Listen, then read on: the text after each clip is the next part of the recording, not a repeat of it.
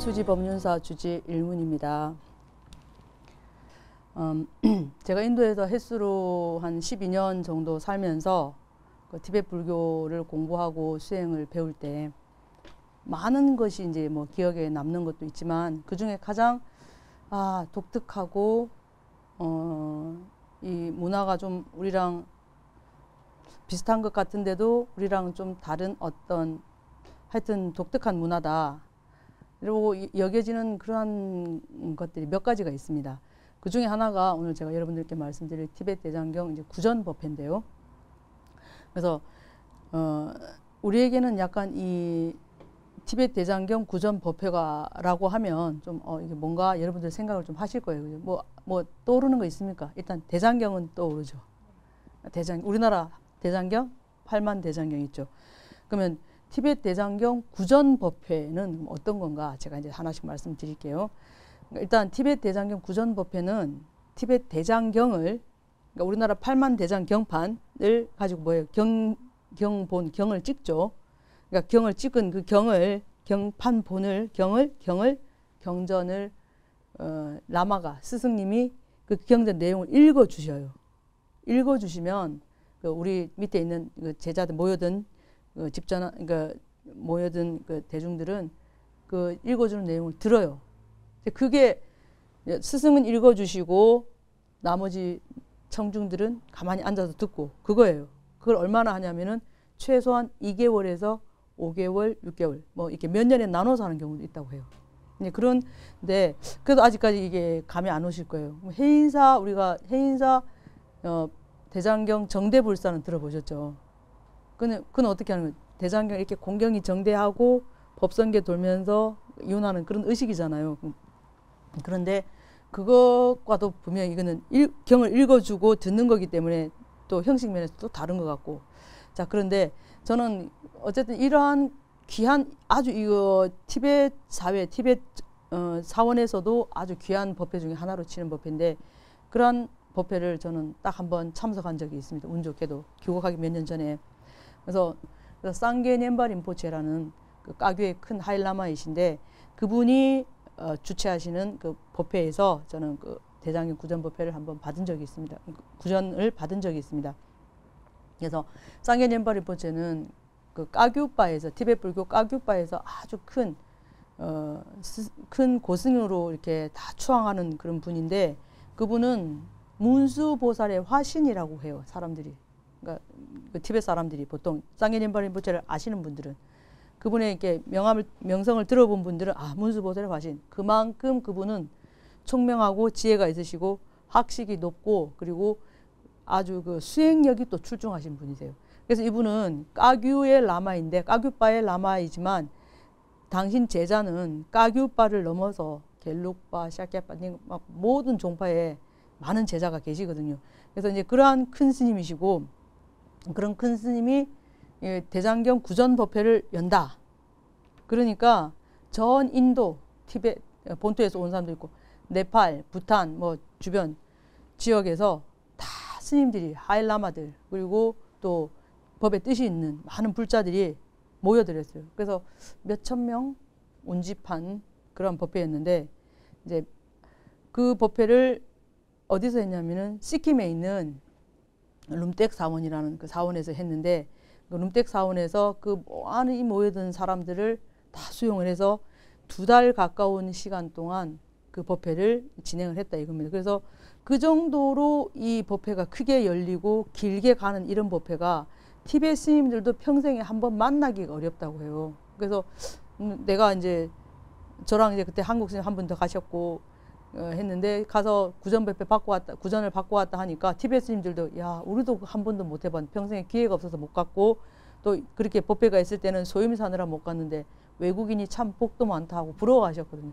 제가 알기로는 한국 사람으로서 뭐 제가 내용을 모를 수도 있지만 그 구전을 완전히 그 대장경 내용 전체를 구전을 받은 사람은 저하고 같이 간 스님하고 해서 한 5손가락 아니면 10손가락 안에 들 정도일 것 같은데 아마 10손가락도 너무 많을 것 같아요. 그 정도로 그 귀한 법인데 그걸 우리는 그런 기회를 가져서 참 감사하고 그게 이것이 한국에는 이런 문화가 우리에도 뭔가 있었을 것이고 있을 텐데 어떤 게 있을까 이제 이런 생각을 하면서 하여튼 그 귀한 법문을 우리는 전해 듣고 왔는데, 그러면 이 티베트 대장경 구전법회는 이제 원리가, 그러니까 우리가 이 물컵 한 잔에 이 물을 저쪽 컵으로 옮겨 붓잖아요. 그 물이 그대로 옮겨가죠. 그렇듯이 그 스승님이 당신의 스승님으로부터 받은 그 법이 당신이 지금 갖고 있는 그 구전하는 것도 다 전에 받아서 당신도 그 듣고 또 다른 사람한테 줄 수 있는 자격이 되는 거거든요. 그래서 그거를 당신이 받은 그 법을 경전을 다시 읽음으로 해서 다시 그대로 전해주는. 그럼 이제 전해받은 사람은 또 다른 사람한테 전해줄 수가 있어요. 전해받지 않은 사람은 전해줄 자격이 안 된다고 봐요. 그런 식으로 그런 원리로 진행이 되는 건데, 그래서 그 경전 내용을 듣기만 하면 듣는 사람은 그 경전 내용 그대로 자기의 몸과 말과 마음, 신구 위에 그대로 훈습이 된다, 배어든다, 이런 이제 생각을 하거든요. 그래서 그렇게 스승님은 그 법상에 앉으셔가지고 오전, 오후 몇 시간씩 하루 종일 거의 계속 읽으세요. 정말 빠른 속도로. 그리고 이제 밑에 있는 사람들은 이제 가만히 듣고만 있는데, 그러니까 뭐 하시는 분은 뭐 이렇게 열심히 하시는데 밑에서 졸기도 하고 막 그럴 법도 한데 잘 안 졸아요, 사람들이. 이게 정말 이거 졸면은 물이 샌다 생각하는 거예요. 근데 저는 몇 번 졸았어요. 어쩔 수 없다고. 조금씩 졸다가 근데 그래도 듣는 게 낫다. 우리 무의식은 듣고 있다는 거예요. 그래서 하여튼 뭐 그런 식으로 해서 그렇게 졸거나 망상을 하면 안 되고 또 떠들면 또 안 되죠. 그렇게 장기간 법회를 티베트 사람들은 자주 하더라고요. 그 2달 뭐 이건 좀 흔하지는 않지만 보통 한 달, 보름 이 정도의 법회는, 법회를 주관하는 라마도 뭐 그 정도는 당연한 듯이 그냥 쉽게 하시고, 또 그 법을 받는 사람들도 매일같이 그 법을 들으러 와요. 그러면 한 사원에서 어떤 뭐 라마가, 림포체가 한 분이, 림포체께서 뭐 예를 들어서 관정 법회를 한다. 최소한 보름입니다. 보통은 한 달이에요. 한 달 더 가게 돼요. 저도 이제 우리는 한국에서는 그런 기회가 없었기 때문에, 그런 문화를 접하고 그런 걸 배울 법을 받을 기회가 잘 없었기 때문에, 이제 그런 큰 라마, 하일라마가 주시는 그런 법회가 열린다. 그럼 우리는 보따리 싸고 갑니다. 한 달이고 2달이고. 그러니까 2박 3일 기차 타고 버스 갈아타고 막 그전엔 그렇게 다녔는데요. 그때는 국내선 타고 빨리 갈 생각을 못 했어요. 국내선 비행기 타면 비싼 줄 알고. 근데 나중에는 이제 힘드니까 이제 마지막에 이제 후반부에는 좀 이제 비행기 타고 좀 국내선을 타고 빨리빨리, 시간이 또 아까우니까 그렇게 다녔던 기억이 나는데, 어쨌든 그러한 법회를 어느 한 절에서 주관을 하고 법회를 연다. 그러면 일단은 그 절에서는 그 모여든 대중들을, 사부 대중을 숙식을 책임을 져줘요. 그러니까 절 안에서 다 먹고 자고 재워줘요. 그 법회가 한 달이든 한 달, 2달이든 보름이든. 그러면 이제 그럼 도대체 방이 그렇게 많으냐? 그거 아니고요. 그 만약에 큰 절이면 보면은 절 안에는, 사원 안에는 학인들 강의를 할 수 있는 강당이 다 있거든요. 학교가 사원 안에 있으니까 그 강의실을 싹 다 비워줘요. 책상 다, 걸상 다 빼고. 그리고 이제 자기가 하나 누울 수 있는 그 우리 매트, 자기 몸 하나 누울 수 있는 그 우리 보로 담요 있죠. 그 하나 딱 깔 정도. 그게 자기 자리입니다. 그럼 법회 끝날 동안에 그가 자기 집이에요. 이제 그렇게 하나씩 배정받고, 그런 걸 어쨌든 잘 수 있게 해주고, 밥도 하루 3끼, 또 법회 중간중간에 차 주고 빵 주고 간식 주고 또 공양금도 돌려요. 재밌어요. 티베트 법회에 참석해 보면 항상 그 빵하고 차는 줘요. 아마 법을 줄 때 밥도 주는 것 같아요. 법에 평등하니까 밥에도 평등. 그러니까 다 똑같이 대중이 뭐 라마들이고 뭐 다 똑같이 먹어요. 그 중간에 나오는 그런 밥이나 이런 거는 다. 그래서 그런 밥을 다 주고 공양금도 챙겨주고 간식도 챙기고 하는 게, 사원에서 그 많은데 수백 명, 수천 명 이런 대중을 한 달, 2달을 다 이렇게 하는 건 정말 예전 같으면 어려운 일이잖아요. 근데도 다 했답니다. 그 왜 어떻게 했냐면은 그만큼 시주자가 있기 때문이에요. 그 법회가 열린다 그러면은 사람들은 자기 형편껏, 잘 사는 사람은 잘 사는 대로, 못 사는 사람은 못 사는 만큼 자기가 이런 법회, 나는 법회에 뭐 다 참석 못하고 이런 법을 다 받지 못해도 이런 법회에 공양을 올리는 것만이라도 엄청난 복을 짓는다. 이 사람은 기본적으로 그런 사상이 있기 때문에 공양금을 올려요. 그럼 그 공양금을 가지고 절에서는 다 그를 삼시세끼 식사하고 그다음에 간식 이런 거를 다, 그리고 스님들 나중에 여비까지 다 챙겨줘요.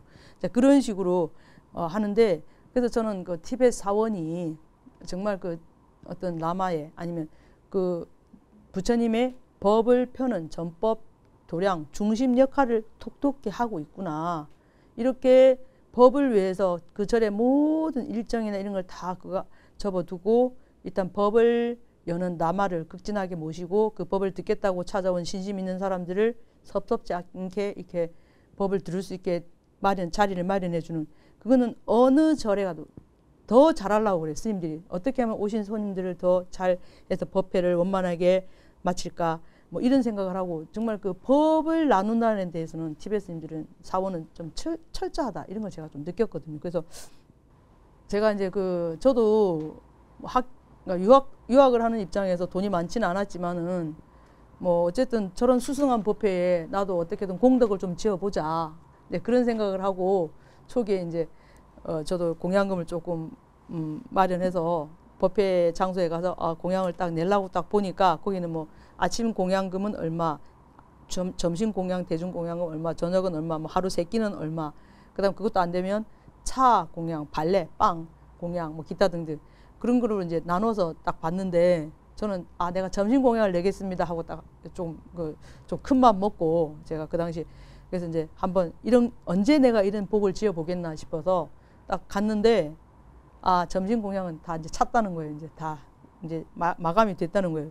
근데 차 공양이 조금 남았던, 돈 조금밖에 안 하니까 그럼 이번에 뭐 좀 크게 좀 보시를 하려 했더니 보시할 기회가 안 되네. 그러고 이제 할 수 없이 그냥 차 공양하고 남은 돈은 지갑에 넣고 그 법회 장소를 떠나서 오는데 거지들한테 소매치기를 그때 당했어요. 처음으로 한번 인도에 있으면 처음이자 마지막으로 제가 소매치기를 당했는데, 그래서 그 소매치기를 당한 줄도 모르고 이제 와서 보니까 이제 방문을 열라고 보니까 차를 타고 버스 타고 올라고 보니까 지갑이 없어졌어요. 아차, 지갑이 없다. 그 안에 방 열쇠도 있고 다 있는데 그 통째로 가져가 보니까 거지들이 나를 둘러쌌거든요. 난 거지들이 뭐 야, 인상 좋은 건 안 해, 나 따라오네, 그렇게 생각했지. 그 소매치기 할 거는 생각을 못했죠. 근데 이제 소매치기 당하고 그 방에 와서 열쇠도 못 누르고 하여튼 옆방 아닐라한테 나 방 이거 문이 열쇠 잊어버렸는데 하니까 또 톱 갖고 와고 막 썰어가지고 도와줘가지고 겨우 이제 열고 들어가고 하여튼 그런 에피소드가 있었는데, 그때 생각에 내가 그냥 복을 지을 기회가 있었다면, 내가 복을 지을 복이 있었다면 그 복을 지었으면 좋은데 그걸 못 짓고 엉뚱한데 조금 하니까 어차피 나갈 돈이었는데 거지들한테 보시를 해버렸네. 좀 그때는 차라리 법회장이 했으면 더 좋았을 걸. 근데 그런 분별심이 좀 들었어요. 그런 얘기도 있고, 어쨌든 뭐 남녀노소를 막론하고 그런 법회가 열리면 누구라도 십시일반 동참하려는 게, 그 사람들은 그 보시하는 게 기본이 딱 되어 있다는 거. 제가 이제 그 얘기를 드리는 거고, 그다음에 이제 시킴에서 그 룸텍 사원이라는 데서 이 법회를 했다고 했는데, 그 룸텍 사원은 지금 현재 까르마파 존자님이 17대 까르마파 환생자이시거든요. 근데 16대 까르마파 환생자께서 티베트에서 넘어오셔가지고 자리 잡은 데가 시킴이에요. 그 룸텍 사원인데, 하여튼 그 사원인데 그가 이제 시킴이라는 지역은 티베트 말로 하면 덴종이라고 그래요. 덴종은 쌀을 대라 그러고, 종 하면은 말이에요. 쌀이 많이 나는 지역, 쌀이 나는 지역이라는 거예요. 그러니까 그 시킴이 보니까 정말 논농사가 너무 많고, 기후가 우리나라 그 고온 다습한 그 날씨와 비슷하고, 또 그 옆에 다르질링 차도 많이 나고, 하여튼 그 쌀을 농사짓는 논이 많고 쌀이 너무 맛있어요. 우리나라 한국 쌀처럼 그런 것도 있고, 찹쌀도 있고, 동글동글한 쌀도 있고, 붉은 쌀도 있고, 쌀이 너무 맛있어요. 시킴 쌀이 정말 맛있더라고요. 그런데 더 웃긴 거는 시킴 사람들이 생김새가 꼭 한국 사람, 토종 한국 사람 같이 생겼더라고요. 저 깜짝 놀랐어요. 그래서 내가 시장 가서 말을 안 하고 이렇게 보고 사람들 얼굴만 보면 내가 한국 어디 시골 그 시장에 왔나 뭐 이런 생각이 들 정도로 시킴 사람들 그러니까 본토 토착민들은 정말 한국 사람하고 너무 많이 닮아 있다는 걸 제가 느꼈고, 그리고 이제 우리하고 혈통적으로 가장 가까운 민족이 티베트 민족이라 하잖아요. 그러니까 우리나라 그 몽골 반점 이런 거 티베트 사람도 있다 하거든요. 그러니까 어쨌든 뭐 티베트하고 한국은 좀 이렇게 많이 가깝다는 그런 이제 있는데, 아마 시킴 사람들도 그런 같은 이 어떻게 좀 흩어진 민족이 아니 그렇게 해서 흩어진 건가? 뭐 이런 제가 생각은 뭐 확실하지는 않는데 생각이 들었고요. 어쨌든 저는 이 티베트 대장경 구전 법회를 이렇게 다녀오면서 또 많은 그 새로운 독특한 그 티베트 불교 문화를 경험하면서 생각도 많이 하게 됐는데 우리한테도 아마 저런 법회가 그러니까 저는 그렇더라고요. 항상 거기서 사는 동안 뭔가 하나를 보면 우리의 이런 것이 여기에 해당하겠구나. 이것은 우리나라에 있는 이런 것이 이거랑 비슷한 거였는데 어떤 뭐 문화적인 차이에서 이렇게 변형이 됐겠구나. 근데 스스로 이제 제가 그런 이제 뭐 맞는 것도 있고 틀린 것도 있겠죠. 근데 이제 저는 이거 티베트 대장경 구전 법회를 이렇게 딱 이렇게 참석하면서 이거는 우리나라 해인사 대장경 정대불사 하고 또 기간이 기니까 또 뭐 100일 법문하시는 그 100일 동안 성철스님 우리 옛날에 큰 스님 하셨잖아요. 그런 법문 또 요즘 뭐 가끔씩 하는 백고자 법회라든지 우리도 있잖아요. 그런 거. 단지 우리는 숙식만 같이 안 할 뿐이지 우리도 있거든요. 그래서 분명히 우리도 너무나 좋은 문화가 많이 있고 불교 문화 우리도 정말 한국 불교 문화 얼마나 자랑스러워요. 유네스코에 등록된 것에도 얼마나 많고 해인사 대장경 뭐 불국사 그죠?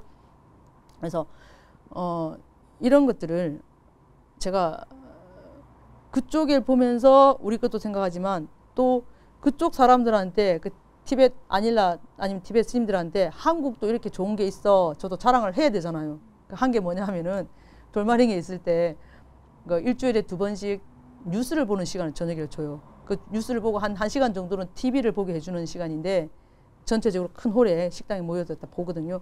그때 제가 이제 나도 한국 사원회를 좀 알려줘야 되겠다 생각이 들어가지고 준비해 갔던 게 뭐냐면 운문사 학인들이 찍은 그 운문사의 뭐 일상을 찍은 그 비디오였어요.